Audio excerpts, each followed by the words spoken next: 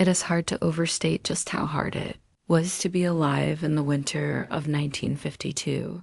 It was the kind of winter that burrowed into your bones and made you feel like an icicle. Across the northern hemisphere, temperatures plummeted and snow fell in thick, heavy blankets. Cities ground to a halt and farms braced for losses. And as the weeks passed, people retreated indoors, desperate for warmth. In the French Alps, though, the winter of 1952 was different. Among the sweeping powder days and empty slopes, something else stirred. Sergeant Louis Burlier tucked another log into the fire, sending sparks spiraling up the chimney. Outside, the wind clawed at the edges of the chalet, a lonely outpost of civilization near the town of Bryankin. Inside, 8 men huddled around the fire, their faces illuminated by the dancing flames.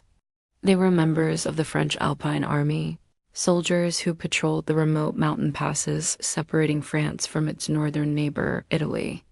In the vast emptiness of the mountains, there was little to do but wait for spring. That is, until one morning when loose radio crackled to life with a familiar voice. It was Corporal Étienne Moreau, the youngest of their unit and most eager. He was calling in from a reconnaissance mission. "Visibility low," he said, his voice tight against the wind. "I see movement across the ridge." "I'm proceeding to verify. Over." And then the transmission cut out again, leaving Louis staring at the static on his radio, a chill crawling up his spine. Étienne was supposed to be back 2 days ago. Usually they kept in contact every few hours. Hadn't been easy to find him in the first place. But now silence stretched between them, broken only by the wind outside. One of the older men in the chalet spoke up, his voice raspy. "How many times have we told you not to venture too far? There's nothing over there but snow and rocks." Étienne knew that. Louis did too. The men had patrolled these mountains for years, each ridge and peak etched into their memories. No one ventured past the ridge, not only because there was nothing there, but also because it was forbidden. That area was off limits. But since the beginning of the war in Korea, tensions had been high. Orders came down to increase patrols along the border, no matter the cost. When Louis had handed Étienne the coordinates for his patrol, he pointed out this one in particular, an area so remote it had never before been patrolled. "There's no trail there, even in summer," he'd said. "If you need to go through that pass, don't tell me. Just get back safe. Is that clear?" Étienne had nodded, though Louis could tell he wasn't listening. And so, on the morning of February 3rd, 1952, after Étienne disappeared into the white expanse, Louis took to the radio, his voice sharp with urgency. "All units, this is Alpha 3. Repeat, all units, Alpha 3. We have lost contact with Corporal Moreau. Over." He repeated the message twice more before hanging up, his heart hammering in his chest. They waited. First an hour, then 2, then 3.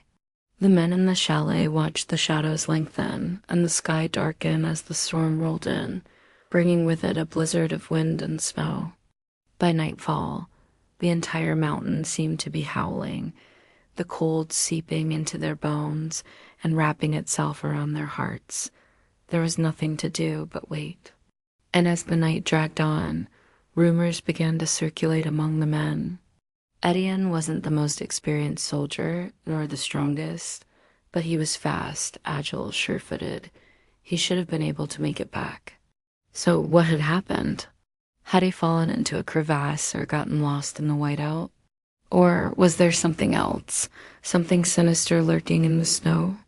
As the night wore on, those sinister thoughts took root. When the first light of dawn finally pierced the gloom, the men set out into the blizzard, their faces grim, their eyes scanning the white expanse. They followed Étienne's last known track, their snowshoes crunching on the frozen surface. The deeper they went, the less likely it seemed that they would find him alive. After hours of fruitless searching, they returned to the chalet, exhausted, defeated. Days turned into weeks, but still there was no sign of Étienne. Still, the men refused to believe he was dead. Instead, they invented stories to explain his absence, weaving them together like a blanket to keep out the cold. Maybe he'd slipped and fallen into a crevasse. Maybe he'd taken shelter somewhere, waiting to be found. Maybe he was hiding, playing some elaborate game. Maybe he'd seen something he wasn't supposed to see. These stories gave them comfort, if only for a moment. But the truth was, no one really believed them. Those in higher command had bigger things to worry about than a missing corporal. They dismissed his disappearance as an unfortunate accident, a casualty of war. The media picked up the story, and soon it was all anyone could talk about. Was Étienne lost forever, or would he reappear someday? The papers speculated, but no one knew the truth.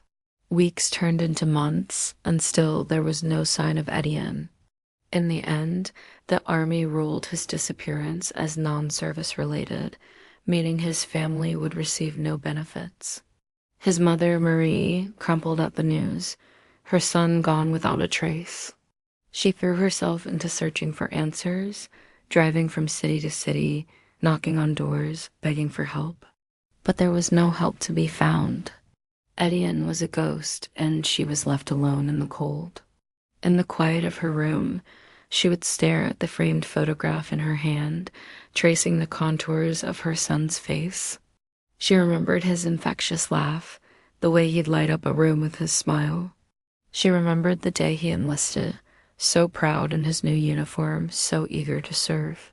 She remembered the day he disappeared, the day her son became a statistic, a number in a long list of casualties. One day, while poring over her son's belongings, Marie came across a faded letter. It was postmarked from a small town near the Italian border, a place she knew well. Her hands trembled as she broke the seal and unfolded the brittle paper. It read, "Dear Mama, I am on a top secret mission. Don't worry, I'll be back soon. Love, Étienne." That was all. But it was enough. Could there still be hope? Could her son be out there somewhere, hidden, waiting? Desperate for answers, Marie traveled to the town where the letter had been mailed, hoping to find someone, anyone who could tell her what had happened to her son. There, in the shadow of the mountains, she found a world changed by war, where secrets ran deeper than the snowdrifts and the cold bit deeper than the winter wind. As the years passed, rumors swirled around the mountains, whispers of secret weapons and strange lights in the sky. Some said the government was testing new chemical agents, while others claimed the army was hiding evidence of crashed UFOs. None of it made sense to Marie, but she clung to it like a lifeline, desperate to find her son. Finally, she met someone who knew more than the others, an old woman who lived deep in the mountains. She spoke of strange lights in the sky, of unnatural fog, and of a soldier who had vanished into thin air. She spoke of a place where the snow never melted, and the secrets of the mountains were kept safe. Armed with this new information, Marie set out into the mountains, determined to find her son, dead or alive. She hiked for days, following the old woman's cryptic directions, until finally she came across a clearing.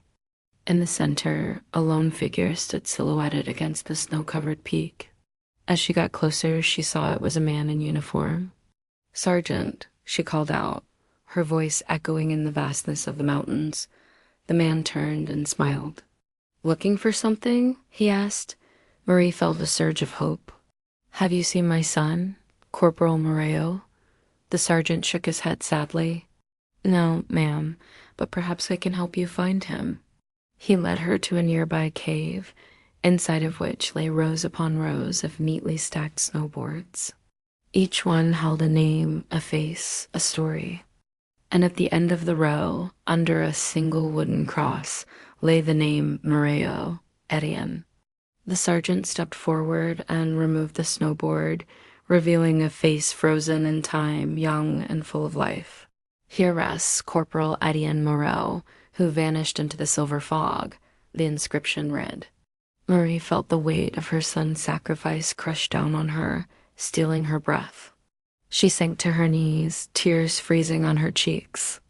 As the sun dipped below the horizon, casting long shadows across the snow, Marie stayed kneeling before her son's grave, whispering her love into the icy wind.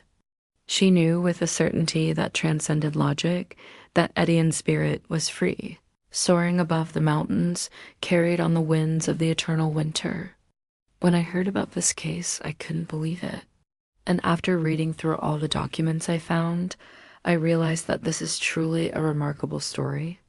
In the early morning hours of February 1952, French military radio crackled with static and urgency. Corporal Étienne Moreau of the 6th Mountain Battalion was overdue. His disappearance made local headlines. French military officials launched a 3-week search. Helicopters scanned the area and climbers braved fresh powder and crevasses, but Étienne was gone. No body, no gear, just his broken ice pick lodged between 2 rocks and a single glove 100 meters below. On February 26, the search was called off. The official report cited an avalanche, but the classified files locked away in the Ministry of Defense told a different story. Intercepted Soviet radio chatter, unidentified aircraft over Mont Blanc, missing reconnaissance files. Étienne's parents, Jacques and Morel, refused to accept his death. His mother visited Mont Blanc every year on his birthday, leaving a bouquet of wildflowers at the base of the mountain. "The mountain is holding him, not hiding him," she told reporters. She passed away in 1999, still calling his name in her sleep. Fast forward to 2025, the Valley Blanche Glacier was receding faster than ever. Glaciologists and climate scientists took regular trips to measure ice loss and photograph newly exposed rock. Then on July 9th, 2025, a 3-person team LED by Dr. Lee Fournier spotted what looked like fabric sticking out of the ice, a flash of red against white. It was a uniform. A French Alpine military jacket, faded but intact. Inside, perfectly preserved, was the body of a young man. His face looked peaceful. The frost had preserved everything. The map case, the boots, even a notebook. DNA confirmed it within days. Corporal Étienne Moreau. Next to his body was a rusted tin box. Inside, a sealed letter marked "Eyes Only," an encrypted military map showing old Soviet pathways in the Alps, and a film reel labeled Crowglass. The letter, once decrypted by the French ministry, contained a personal statement by Étienne. "If you're reading this, I did not fall. I was followed. I intercepted something I should not have seen. There were others on the mountain unmarked, not ours. I've buried the film near the 2nd ridge. If they find me, tell my family I did not abandon them. Tell the truth, even if it's too late. The government tried to downplay it. They called it a tragic accident and held a small military funeral. But leaked files found their way to independent journalists. Within weeks, the truth unraveled. In 1952, NATO was conducting illegal bioweapons testing in the Alps, in direct violation of the Geneva Protocol. Both Soviet and Western forces had set up covert surveillance posts. Étienne had captured footage of a joint operation gone wrong, possibly a biological incident. His film reel was recovered by climbers near the ridge he mentioned, inside a hollowed-out rock. It showed a crashed aircraft, men in hazmat suits, and something being burned in a pit. The revelation caused public outrage. Protests broke out across France and Switzerland. A commission was formed. Declassified NATO reports confirmed unauthorized field tests of aerosolized agents in remote regions. Several retired officials, now in their 90s, were subpoenaed. One broke down during questioning. "We thought we were doing the right thing." Étienne, he was a kid who saw too much. In a moment of closure, Étienne's body was returned to his hometown of Laya-sur-le-Sorgue. A monument was erected in his honor, etched with the words, "He vanished in silence, but returned with truth." His story reignited global conversations about wartime secrecy, military ethics, and the cost of cover-ups. Every year now, a small group of people hike to the site where Étienne was found. They light candles, read his last letter, and leave a French flag in the snow. Mont Blanc, once silent, had finally spoken. But one chilling question remained. If Étienne's body was found 73 years later, what else is still buried in the ice?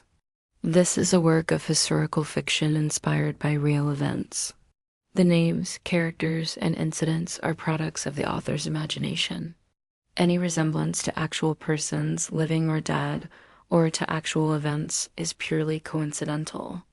This was a super fun story to research and write. I love stories that bridge the past and present like this one did. The discovery of the soldiers' remains in the receding glacier really served as the catalyst for unveiling secrets from the past. And speaking of secrets, there's one more I haven't revealed yet. The real reason why this story was so fascinating to me is because of the Alps. As some of you know, I live in Europe and I've spent a lot of time exploring places like Switzerland and Austria. So when I came across this story, I instantly imagined myself walking along those glaciers, trying to decipher the clues and piece together the mystery. And you can do that too. If you're interested in learning more about glaciers, there's a wonderful course on Brilliant called Introduction to Glaciers. It introduces you to the science behind glaciers, how they form, how they move, how they carve out valleys and shape the land around them. You'll also get to explore some stunning visuals of glaciers in action. Brilliant has thousands of lessons in science, computer science, and math, all presented in an interactive and engaging way. I personally love their bite-sized approach to learning. It is easy to fit a few lessons into your day, whether you re-stuck in traffic or waiting for a meeting to start. After going through the course myself, I can say that it's both educational and super fun. I think you'll be surprised by how much you learn. Whether you're a student, a professional, or just someone who loves to learn new things, Brilliant has something for everyone. It's a great way to stay curious and keep your mind sharp. And right now, you can try it completely free for 30 days. You can explore all their courses like Introduction to Glaciers and test out their learning approach. So go ahead, sign up, and let your curiosity lead the way. After the story broke, a journalist named Marie Cardona tracked down Dr. Lev Fournier, the glaciologist who found Étienne's body. It was fate, Dr. Fournier said, brushing snow off her jacket. I never expected to be part of a history story, but here we are. When asked about the significance of the discovery, Dr. Fournier spoke not just as a scientist, but as a citizen. These hidden histories affect us all. Étienne's story serves as a reminder, a warning, urging us to confront uncomfortable truths, to shed light on the shadows of our past. She paused, her gaze fixed on the retreating glacier. As the ice melts, it seems as though the earth itself is revealing its secrets. It's our responsibility to listen, to learn, and to ensure such stories never repeat themselves. Thanks for joining me on this journey through time. If you enjoyed this episode, please don't forget to subscribe for more captivating historical tales. Let me know in the comments which eras or events you'd like to see explored next. Until then, stay curious and keep asking questions.